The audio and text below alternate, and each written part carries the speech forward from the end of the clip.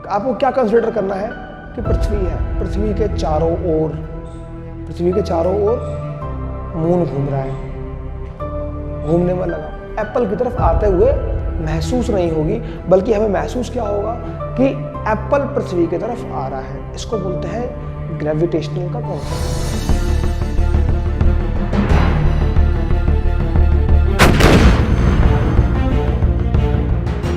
Hello बच्चों, मैं हूं अभिषेक और आप सभी का स्वागत है एड्यू पाथ शिक्षा की पाठशाला।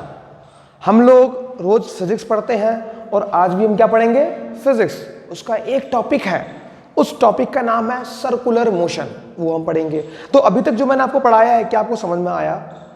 अगर आया है तो कमेंट में ये जरूर लिखिएगा, और अगर कोई इशू है तो वो भी पूछ लीजिएगा। अभी हम सर्कुलर मोशन पढ़ेंगे कि सर्कुलर मोशन क्या होता है, इन सब चीज़ों के बारे में डिस्कस करेंगे।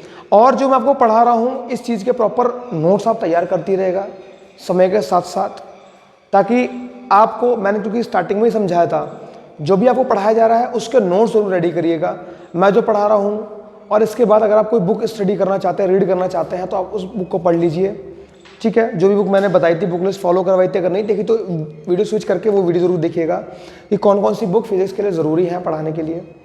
ठीक है, तो उन बुक में से कोई एक बुक को आप चूज़ कर लीजिए, उसको पढ़ते रहिए। और मैं तो आपको एस.सी. वर्मा से पढ़ाता हूँ, तो एस.सी. वर्मा से मैं तो आपको कॉन्सेप्ट क्लियर ही कर रहा हूँ। तो जो मैं बता रहा हूँ आप उसको नोट्स बनाते रहिए, बुक से पढ़ते रहिए, उसके नोट्स उसमें ऐड ऑन करते रहिए। आपके खुद के एक नोट्स तैयार हो जाएंगे, आपका खुद का एक कॉन्सेप्ट तैयार हो जाएगा। उस चीज़ पे फोकस ज़्यादा करिए, क्योंकि किसी और के कॉन्सेप्ट फॉलो करना से ज़्यादा बेटर है अपने कॉन्सेप्ट बनाना। तो आज हम पढ़ेंगे क्या? Circular motion. सर्कुलर मोशन तो आपको इमेजिन करना है। इमेजिन आपको क्या कंसिडर करना है कि पृथ्वी है, पृथ्वी के चारों ओर मून घूम रहा है, घूमने में लगा पड़ा है। अब पृथ्वी के चारों ओर मून घूम रहा है। क्या आपने कभी सोचा है क्यों हो रहा है? क्यों हो रहा है ये? इससे पहले, सर्कुलर मोशन से पहले मैं डिस्कस करना चाहूंगा मोशन क्या होता है। मोशन क्या होता है? जब कोई भी ऑब्जेक्ट टाइम के साथ अपनी पोजीशन को चेंज करे। सपोज मैं अभी यहां पर खड़ा हूं, मैं क्या हूं? रेस्ट पर हूं। टाइम चल रहा है 1 second, 2 second, 3 second, 4 second, 5 second, मैंने चेंज कर दी जगह अपनी, मैं वहां से यहां पे आ गया। अब इस चीज के बीच का जो डिस्प्लेसमेंट है, जो अंतर है, दूरी का जो शॉर्टेस्ट डिस्टेंस है, उसको डिस्प्लेसमेंट कहते हैं। उस दूरी, वो जो दूरी है 15 सेंटीमीटर सपोज, तो मैंने 5 सेकेंड के अंदर अंदर 15 सेंटीमीटर की डिस्टेंस कवर करी। 15 सेंटीमीटर की डिस्टेंस 5 सेकेंड में कवर करी। तो ये क्या है? मेरा मोशन। कहते हैं ना हम लोग कि कोई गाड़ी है, बाइक है, 60 की स्पीड में चल रही है। 60 की स्पीड क्या होती है? 60 मीटर 1 सेकंड में जा रही है ना। बाइक में क्या लिखा होता है? किलोमीटर पर आवर की स्पीड लिखी होती है। 60 की स्पीड चल रही है या 70 की स्पीड चल रही है, तो उसमें 70 का मतलब क्या है कि भाई 70 इतनी स्पीड में चल रही है बाइक कि 70 किलोमीटर 1 घंटे में चली जाएगी है। ठीक है, तो वो जो मोशन होती है, बाइक हमारी क्या चल रही है? एक स्ट्रेट पाथ पर, तो हम उसको लीनियर मोशन कहते हैं, है ना। लीनियर मोशन कहते हैं, उसमें लीनियर में पढ़ते हैं। अब आप क्या समझेंगे यहाँ पर? समझना आपको क्या है कि जिस तरह से आपने कभी एग्जांपल देखा हो कि एक अपनी अर्थ है, अर्थ के चारों ओर मून घूम रहा है, आप इसको क्या बोलेंगे? ये कौन सी मोशन है? आप, जाहिर सी बात है, आप इसमें ध्यान देंगे कि जो अपनी पृथ्वी है उसके चारों ओर जो मून घूम रहा है, वो किस तरीके के रास्ते पे घूम रहा है? ये रास्ता है सर्कल के फॉर्म में। रास्ता कैसा है? सर्कुलर है। कैसा है रास्ता? सर्कुलर पाथ, है ना। तो इस सर्कुलर पाथ में जो भी मोशन होगा, साहब, उस मोशन को हम क्या बोलेंगे? सर्कुलर मोशन बोलेंगे। उस मोशन को हमने क्या बोलना है? Circular motion. मतलब अगर पृथ्वी एक जगह पर है और उसके चारों ओर चंद्रमा घूम रहा है, तो वो चंद्रमा जो घूम रहा है वो कौन से मोशन में है? सर्कुलर मोशन में। और जो हमारी पृथ्वी सूरज के चक्कर लगा रही है, वो कौन से मोशन में है? Circular motion. ठीक है, अब आगे बढ़ते हैं हम कि भाई साहब, जो आपने समझ तो लिया कि पृथ्वी के चारों चंद्रमा घूम रहा है और पृथ्वी सूरज के चारों ओर घूम रही है, सूरज गैलेक्सी के चारों ओर घूम रहा है ना। सोलर सिस्टम अपना गैलेक्सी के चारों ओर घूम रहा है। तो ये सब क्यों घूम रहे हैं? हमने एक चैप्टर अगर 9th में आपको याद हो तो पढ़ा था, उस चैप्टर का नाम है ग्रेविटेशन। ग्रेविटेशन का मतलब क्या होता है? ग्रेविटेशन का मतलब होता है जब किसी भी दो ऑब्जेक्ट के बीच, जैसे ऑब्जेक्ट के बीच ना समझ के हम समझते हैं कोई भी दो ऑब्जेक्ट है, ये एक ऑब्जेक्ट है 3 किलो की, दूसरी ऑब्जेक्ट है 2 किलो की। इन दोनों ऑब्जेक्ट के मास की वजह से इनके बीच एक अट्रैक्शन फोर्स लगेगा। उस अट्रैक्शन फोर्स को साहब हम ग्रेविटेशन फोर्स कहते हैं। जैसे ये हमारी है पृथ्वी, ठीक, ये पृथ्वी है मेरी। अब एक एप्पल है जो ऊपर से गिर रहा है पृथ्वी पे, ठीक है, ये एप्पल पृथ्वी पे गिर रहा है, तो इस एप्पल का वजन कितना होगा आप खुद अंदाजा लगा लीजिए। मैं मान लेता हूं 0.2 किलोग्राम। और अर्थ का वजन कितना होगा? बहुत बहुत बहुत ज्यादा, इस एप्पल से तो बहुत ज्यादा होगा। ये तो आप समझ रहे हैं ना, कई करोड़ एप्पल आ जाएंगे इसमें, तो इतना ज्यादा वजन होता है। मैं इसका वजन लगभग कुछ लाख में मान लेता हूं, मैंने 3 लाख के आसपास मान लिया वजन, एक एग्जाम्पल है, ठीक है। तो आप यहां पर क्या देखेंगे कि एप्पल और अर्थ ये एक दूसरे को अट्रैक्ट कर रहे हैं एक फोर्स से।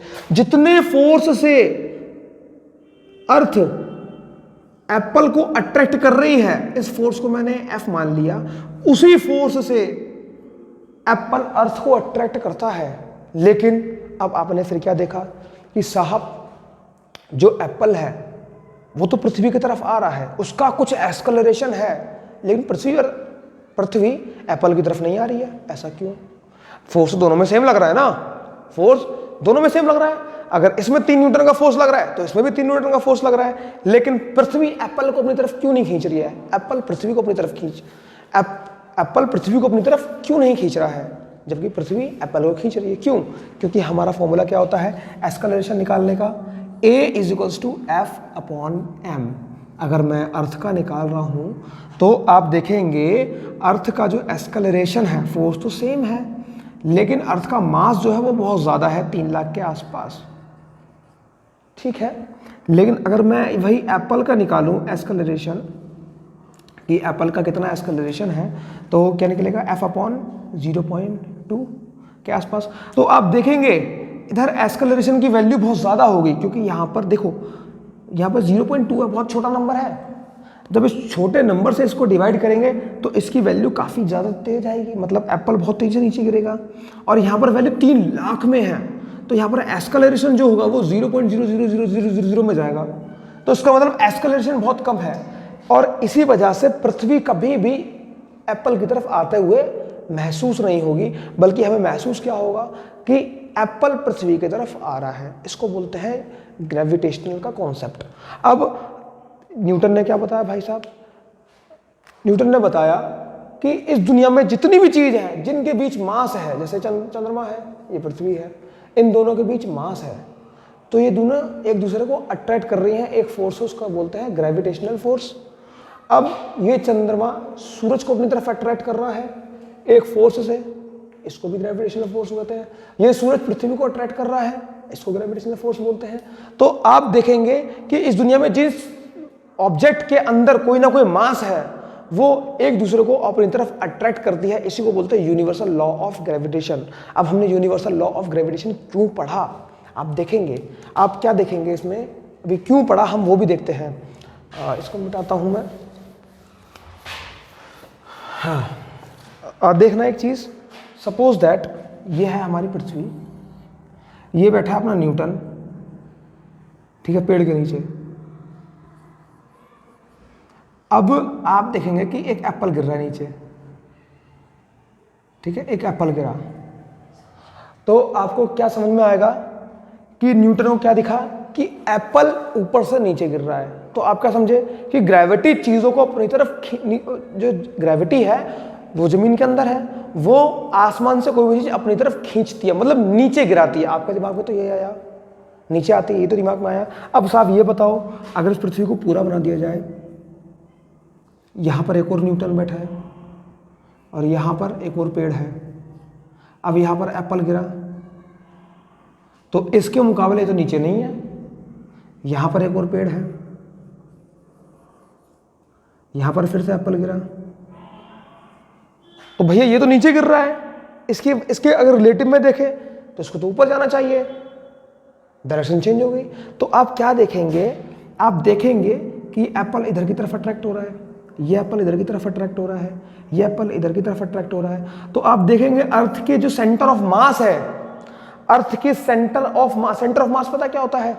किसी भी चीज का जो मास का जो सेंटर हो उसको बोलते सेंटर ऑफ मास। तो आप देखेंगे कि जो एप्पल नीचे गिर रहा है वो अर्थ के सेंटर ऑफ मास के आसपास एक सर्टेन फोर्स से आ रहा है, एक निश्चित फोर्स से आ रहा है। उस निश्चित फोर्स को हम G=9.8 मीटर पर सेकंड स्क्वायर बोलते हैं। ठीक है, ये निश्चित एक फोर्स है, इस फोर्स से कोई भी चीज अर्थ अपनी तरफ खींचती है। जी वेरी करता है, आगे जाके कुछ चीजों पर डिपेंड होता है। लेकिन आप क्या देखेंगे, यहां पर भी अगर एक पेड़ बना दूं मैं, तो आप देखेंगे कि जो एप्पल है वो सब सेंटर की तरफ गिर रहे हैं। अब यहाँ पर जमीन है इसलिए जमीन खोद के अंदर चले नहीं जाएंगे, लेकिन आप देखेंगे कि हर कोई चीज़ सेंटर ऑफ मास की तरफ अट्रैक्ट हो रही है। आप इसको अगेन देख लीजिए, फिर से मेरा ये चंद्रमा है, फिर से मेरी पृथ्वी है, ठीक है, फिर से मेरी पृथ्वी है। आप देखेंगे कि जो चंद्रमा का सेंटर ऑफ मास है, पृथ्वी का सेंटर ऑफ मास है, चंद्रमा इस पर जोर लगा रहा है और इसको अपनी तरफ खींच रहा है। खींचा किधर? सेंटर ऑफ मास की तरफ। इधर की तरफ नहीं खींचा, इधर की तरफ भी नहीं खींचा, ना इधर की तरफ खींचा, बीच की तरफ खींचा। पृथ्वी भी चंद्रमा को बीच की तरफ ही खींचेगी। ऐसा नहीं कि ऊपर की तरफ खींच दिया कि इसका फोर्स इधर लग रहा है, नहीं, सेंटर ऑफ मास की तरफ खींचेगी, जिसकी वजह से वो इसके चारों ओर घूमता रहेगा, घूमता रहेगा, घूमता रहेगा। ठीक है, अब इस सेंटर ऑफ मास की वजह से एक फोर्स क्रिएट होता है। इस सेंटर ऑफ मास की वजह से इसके एक फोर्स क्रिएट होता है। उस फोर्स को हम बोलते हैं सेंट्रीपिटल फोर्स। क्या बोलते हैं साहब? Centripetal force. सेंटर की वजह से एक फोर्स लगता है किसी भी चीज के मोशन करने में, उसको क्या बोलते हैं? Centripetal force. कैसे समझें? फिर से आप ध्यान दीजिएगा, मैं अगेन आपको इसको एक ब्लैंक अच्छे समझाता हूं। क्या ध्यान देंगे हम? फिर से मेरी वही एक एग्जाम्पल, ये है एक सर्कुलर पाथ, यहाँ मेरी है पृथ्वी, ये है मेरा चंद्रमा। आपको पता है कि चंद्रमा पर, क्योंकि हमने क्या पढ़ा है, आप देखना, ये कोई ब्लॉक है, इस ब्लॉक पर अगर मैं फोर्स लगाऊंगा इधर की तरफ तो वेलोसिटी भी इधर की तरफ ही होगी।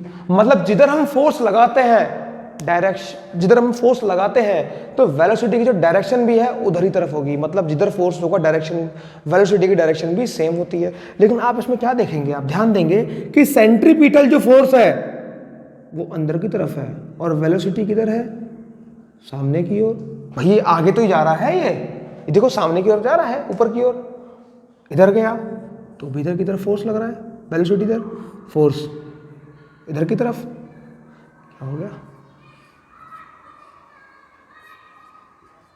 देखो, वेलोसिटी इधर की तरफ, फोर्स इधर की तरफ। कितना एंगल है? 90 डिग्री का एंगल। कितना एंगल है? 90 डिग्री का एंगल। क्यों ऐसा क्यों हो रहा है? आप देखो, और यहां पे आप देखेंगे कि वेलोसिटी ऊपर की तरफ है और फोर्स अंदर की तरफ है। तो ये जो फोर्स अंदर की तरफ है इसको हम क्या बोलते हैं? Centripetal force. अब इसी जो 90 डिग्री का एंगल क्रिएट हो रहा है, इसकी वजह से ऑब्जेक्ट सर्कल के पाथ में चल पाती है। कैसे? उसको भी डिस्क्रिप्शन से हम समझते हैं। फिर से मैं आपको बताता हूं। क्या? सपोज ये कोई ऑब्जेक्ट है, ठीक है, ऑब्जेक्ट है, इधर की तरफ मूव कर रही है ये, ठीक है, फोर्स किधर लग रहा है? वेलोसिटी किधर है? इधर की तरफ, ठीक है। अचानक से एक फोर्स लगा इधर की तरफ, तो एक इधर मूव हो जाएगी, इधर की तरफ मूव हो गई ना मूव। वेलोसिटी इधर की तरफ थी, फोर्स लगते ही इसकी डायरेक्शन चेंज हो गई, अब चल रही है, वेलोसिटी किधर है? इधर की तरफ है, ठीक है। फिर से किसी ने एक फोर्स लगा दिया 90 डिग्री पर, अंदर की तरफ हो गई, ठीक है। फिर से वेलोसिटी इधर की तरफ है, फिर से किसी ने फोर्स लगा दिया, अंदर की तरफ हो गई, फिर वेलोसिटी इधर की तरफ, फिर से किसी ने फोर्स लगा दिया, फिर अंदर हो गई, फिर वेलोसिटी ऊपर की तरफ, फिर से किसी भाई साहब ने फोर्स लगा दिया, ये अंदर की तरफ हो गई। तो आप क्या देख रहे हो? ये कहीं ना कहीं सर्कल के शेप में आ जाएगी अगर फोर्स का टाइम इंटरवल हम बहुत ज्यादा कर दें।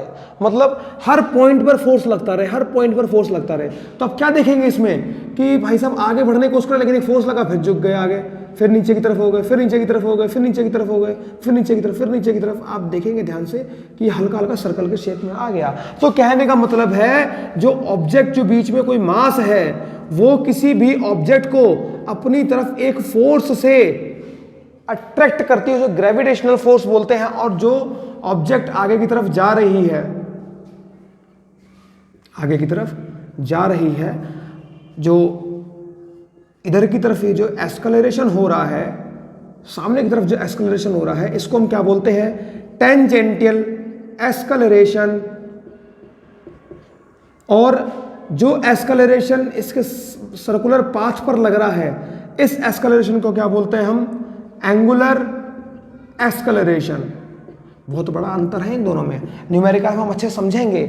आपको क्या समझ में आया कि भैया जब कोई भी ऑब्जेक्ट अंदर की तरफ मूव करती है एक फोर्स की वजह से, देखो कोई भी दो ऑब्जेक्ट एक दूसरे को अपनी तरफ अट्रैक्ट कर रहे हैं, उसको तो ग्रेविटेशनल फोर्स बोलते हैं, ठीक है। लेकिन किसी सर्कुलर पाथ में जब कोई ऑब्जेक्ट एक दूसरे को अट्रैक्ट कर रही है तो ग्रेविटेशनल फोर्स तो लग रहा है, लेकिन सेंटर की तरफ अट्रैक्ट हो रही है ना, तो सेंटर की तरफ अट्रैक्ट होने की वजह से एक उसमें फोर्स क्रिएट होता है। इस फोर्स को हम क्या बोलते हैं साहब? Centripetal force.